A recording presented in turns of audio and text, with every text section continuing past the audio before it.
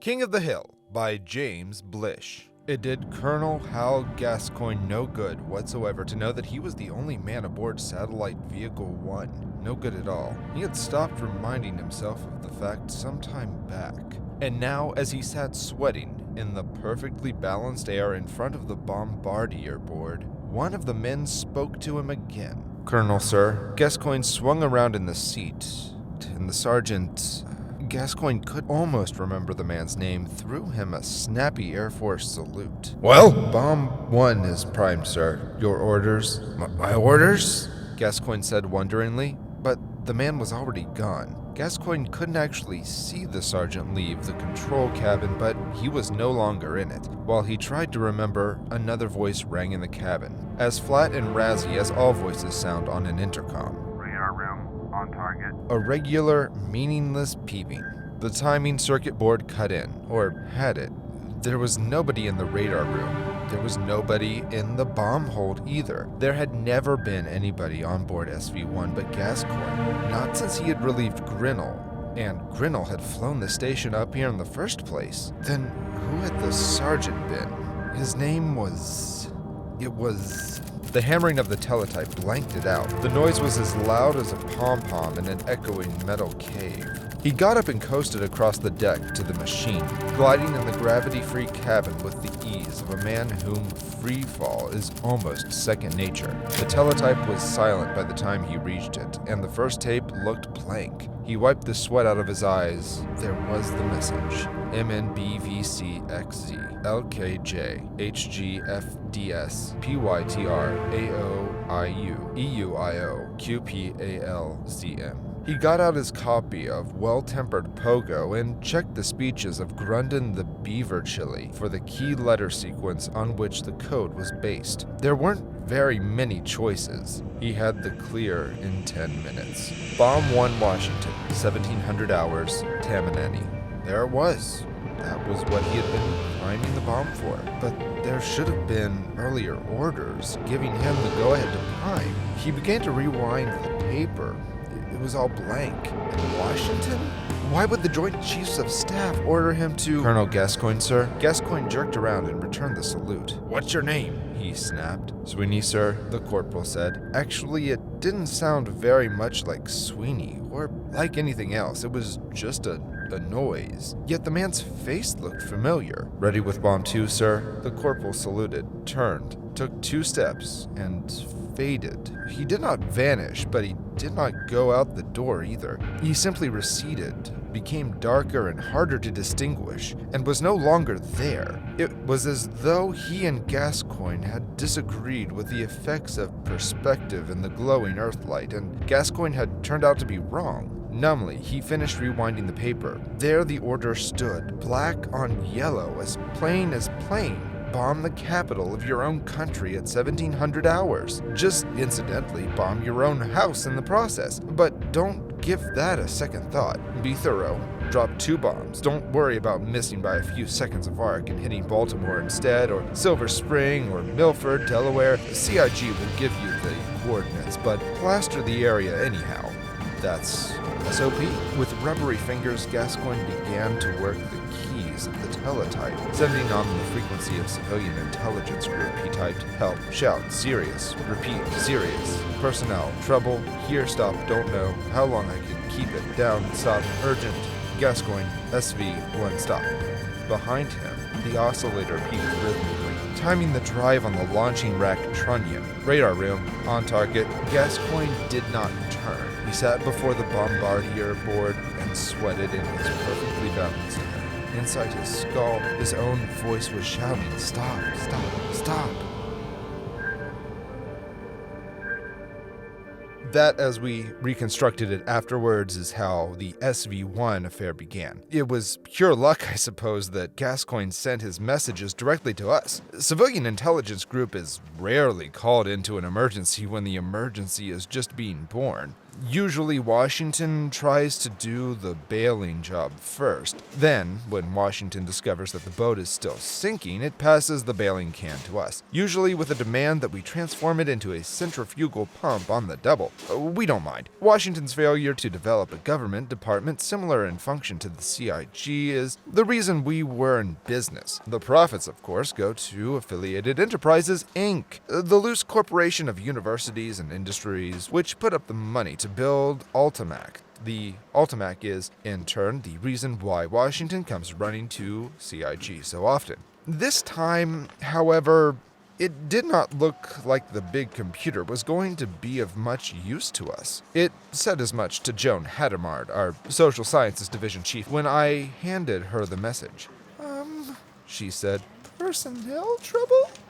What does that mean? He hasn't got any personnel on that station. This was no news to me. CIG provided the figures that got the SV-1 into its orbit in the first place, and it was on our advice that it carried only one man. The crew of a space vessel either had to be large or it had to be a lone man. There's no intermediate choice, and SV-1 wasn't big enough to carry a large crew. Not to carry them and keep the men from flying at each other's throats sooner or later, that is. He means himself, I said. That's why I don't think this is a job for the computer. It's going to have to be played person to person. It's my bet that the man's responsibility happy. That danger was always implicit in the one-man recommendation. The only decent solution is a full complement. Joan agreed. Once the Pentagon can get enough money from Congress to build a big station. What puzzles me is, why did he call us instead of his superiors? That's easy. We process his figures. He trusts us. The Pentagon thinks we're infallible, and he's caught the disease from them. That's bad, I said. I've never denied it. No, what I mean is that it's bad that he called us instead of going through channels. It means that the emergency is at least as bad as he says it is. I thought about it for another precious moment longer while Joan did some quick dialing. As everyone on Earth, with the possible exception of a few Tibetans, already knew, the man who rode SV-1 rode with 3 hydrogen bombs immediately under his feet. Bombs which could drop with great precision on any spot on Earth. Gascoigne was, in effect, the sum total of American foreign policy. He might as well have had spatial supremacy stamped on his forehead. What does the Air Force say? I asked Joan as she hung up. They say they're a little worried about Gascoigne. He's a very stable man, but they had to let him run a month over his normal replacement time. Why they didn't explain. He's been turning in badly garbled reports over the last week. They're thinking about giving him a dressing down. Thinking? They better be careful with that stuff or they'll hurt themselves. Joan, somebody's going to have to go up there. I'll arrange fast transportation and tell Gascoigne that help is coming. Who should go? I don't have any recommendations, Joan said. Better ask the computer. I did so, on the double. Ultimac said Harris. Good luck, Peter, Joan said calmly, too calmly.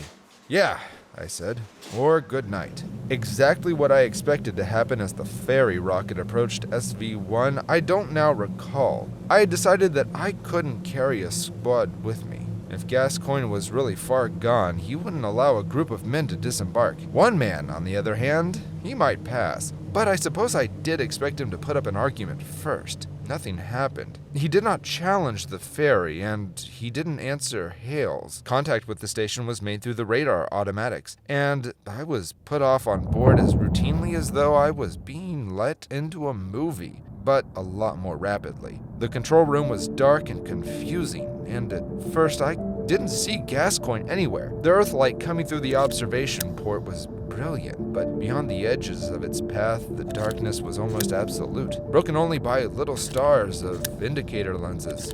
A faint, snicking sound turned my eyes in the right direction. There was Gascoigne. He was hunched over the bombardier board, his back to me. In one hand, he held a small tool resembling a ticket punch. Its jaws were nibbling steadily at a taut line of tape running between 2 spools. That had been the sound I'd heard. I recognized the device without any trouble. It was a programmer. But why hadn't Gaston heard me come in? I hadn't tried to sneak up on him. There was no quiet way to come through an airlock anyway, but the punch went on snicking steadily. Colonel Gascoigne, I said. There was no answer. I took a step forward. Colonel Gascoigne, I'm Harris of CIG. What are you doing? The additional step did the trick. Stay away from me. Gascoigne growled from somewhere way down in his chest. I'm programming the bomb, punching in the orders myself. I can't depend on my crew. Stay away. Give over for a minute. I want to talk to you. That's a new one, said Gascoigne, not moving. Most of you guys were rushing to set up launchings before you even reported to me. Who the hell are you anyhow? There's nobody on board. I knew that well enough. I'm Peter Harris, I said, from CIG. You called us, remember? You asked us to send help? Doesn't prove a thing. Tell me something I don't know. Then maybe I'll believe you exist. Otherwise, beat it. Nothing doing. Put down that punch. Gascoigne straightened slowly and turned to look at me. Well, you don't vanish. I'll give you that, he said. What did you say your name was? Harris. Here's my ID card. Gascoigne took the plastic-coated card tentatively and then removed his glasses and polished them. The gesture itself was perfectly ordinary and wouldn't have surprised me, except that Gascoigne was not wearing glasses. It's hard to see in here, he complained. Everything gets so steamed up. All right, you're real. What do you want? His finger touched a journal. Silently, the tape began to roll from one spool to another. Gascoigne, stop that thing! If you drop any bombs, there'll be hell to pay. It's tense enough down below as it is, and there's no reason to bomb anybody.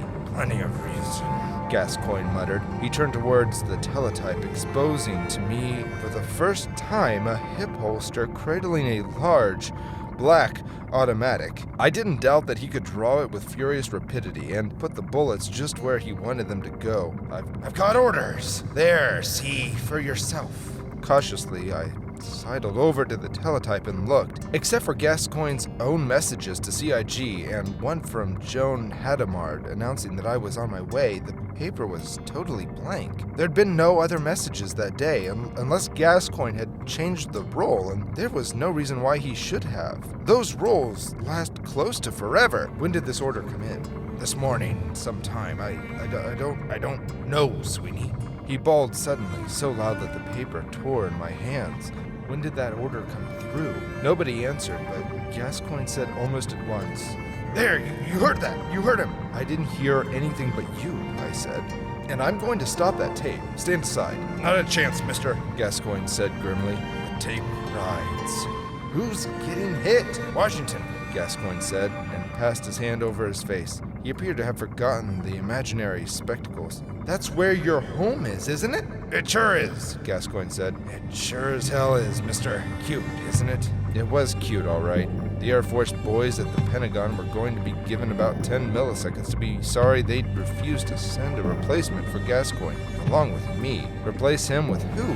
We can't send a second alternate in anything short of a week. The man has to have retraining, and the first alternate's in the hospital with a ruptured spleen. Besides, Gascoigne's the best man for the job. He's got to be bailed out somehow. Sure, with a psychological centrifugal pump, no doubt. In the meantime, the tape kept running.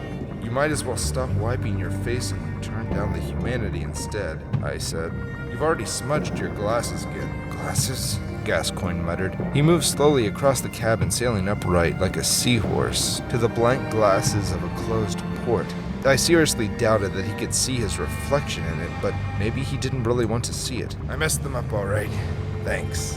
He went through the polishing routine again. A man who thinks he's wearing glasses also thinks he can't see without them. I slid to the programmer and turned off the tape. It was between the spools and Gascoigne now, but I couldn't stay there forever. Let's talk for a minute, Colonel, I said. Surely it can't do any harm. Gascoigne smiled with a sort of childish craft. I'll talk, he said, just as soon as you start that tape again. I was watching you in the mirror before I took my glasses off.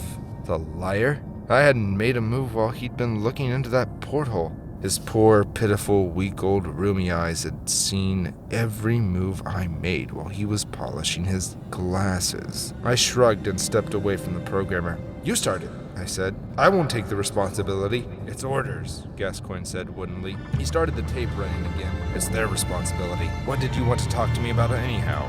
Colonel Gascoigne, have you ever killed anybody? He looked startled. Yes, once I did, he said, almost eagerly. I crashed a plane into a house, killed the whole family, walked away with nothing worse than a burned leg. Good as new after a couple of muscle stabilizations. That's what made me shift from piloting to weapons.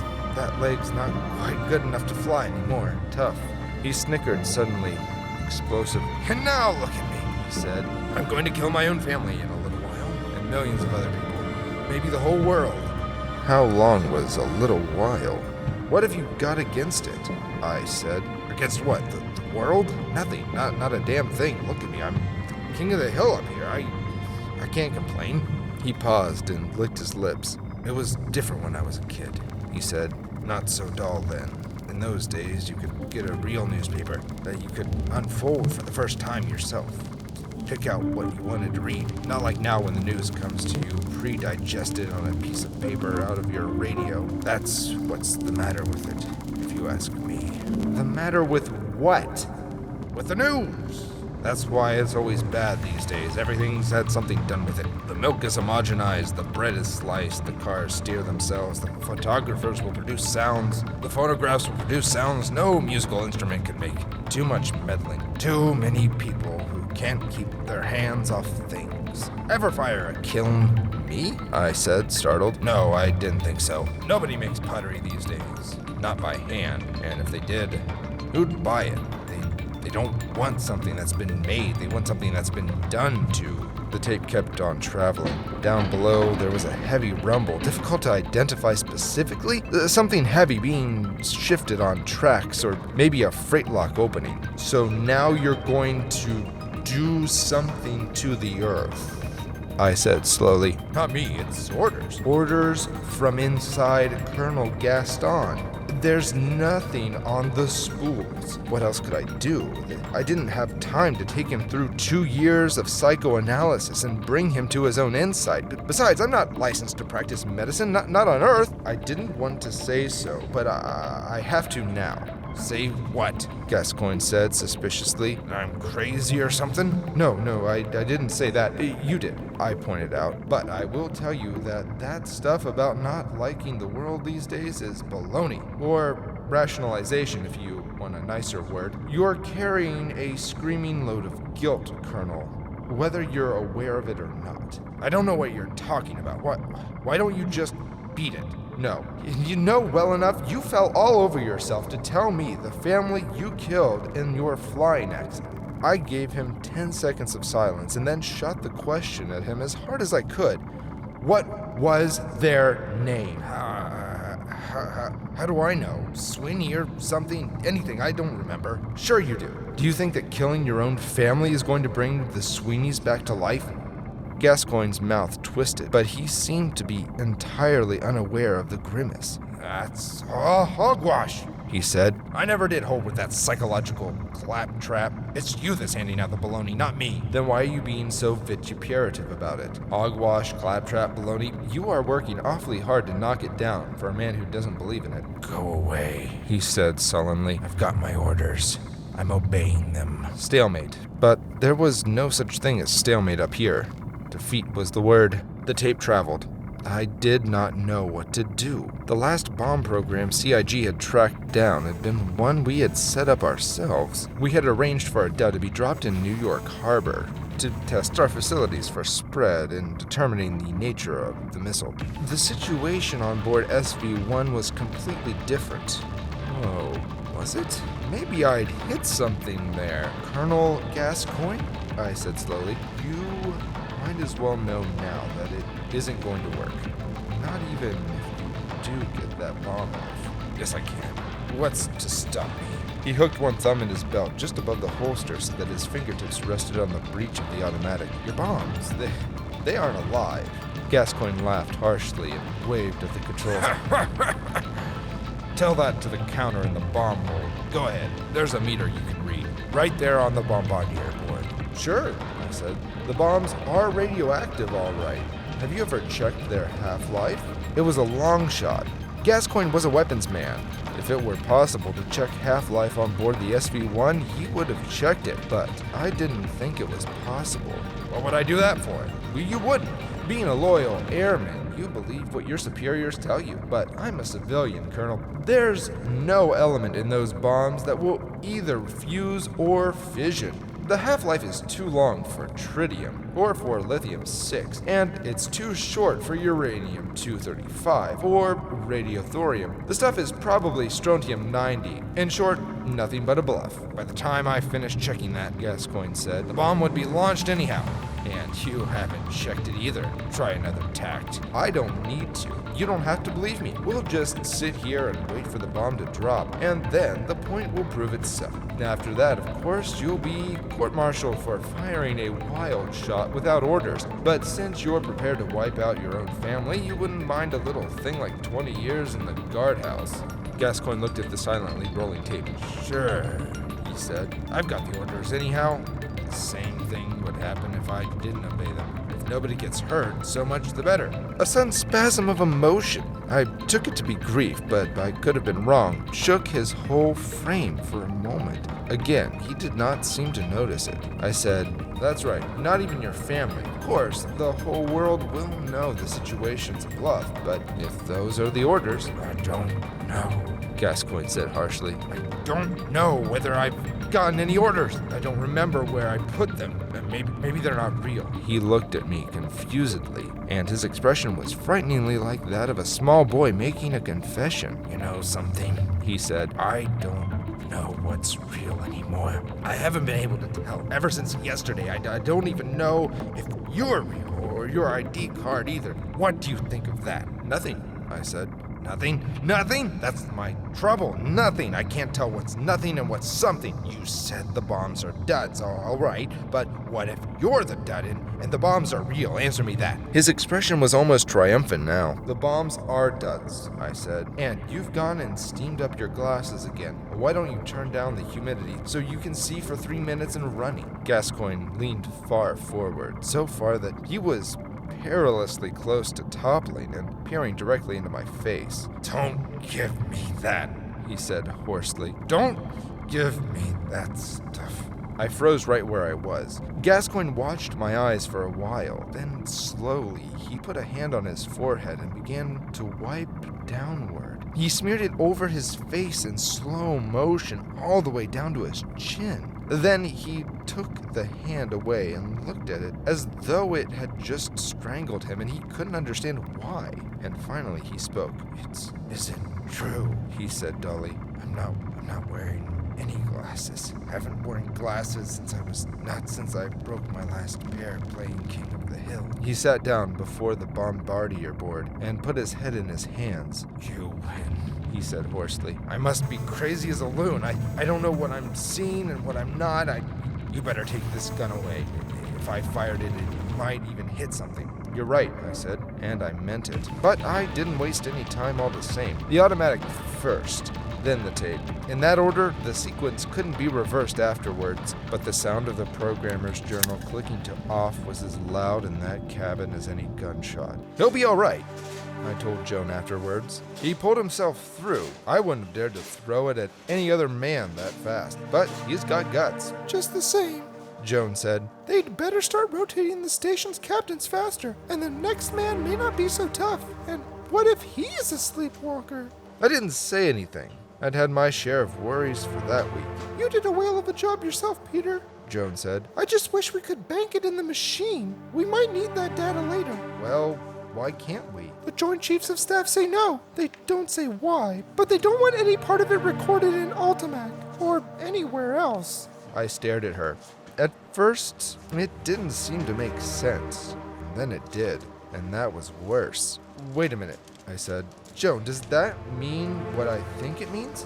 Is spatial supremacy just as bankrupt as massive retaliation was? Is it possible that the satellite and the bombs... Is it possible that I was telling Gascoigne the truth about the bombs being duds? Joan shrugged. He that darkeneth counsel without wisdom, she said, isn't earning his salary.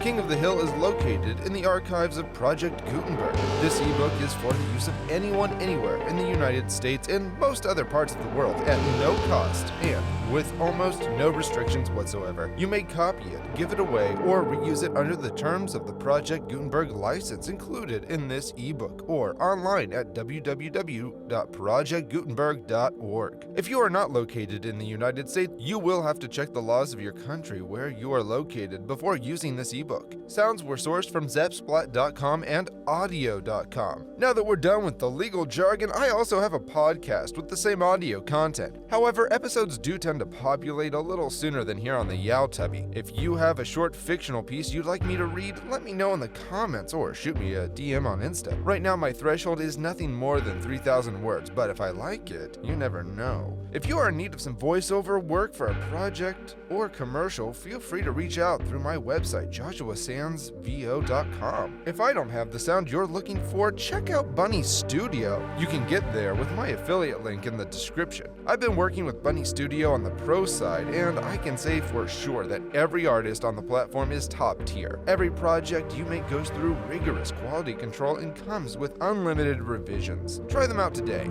Thanks for watching. I'm sure you've been here for a while, so you know what to do.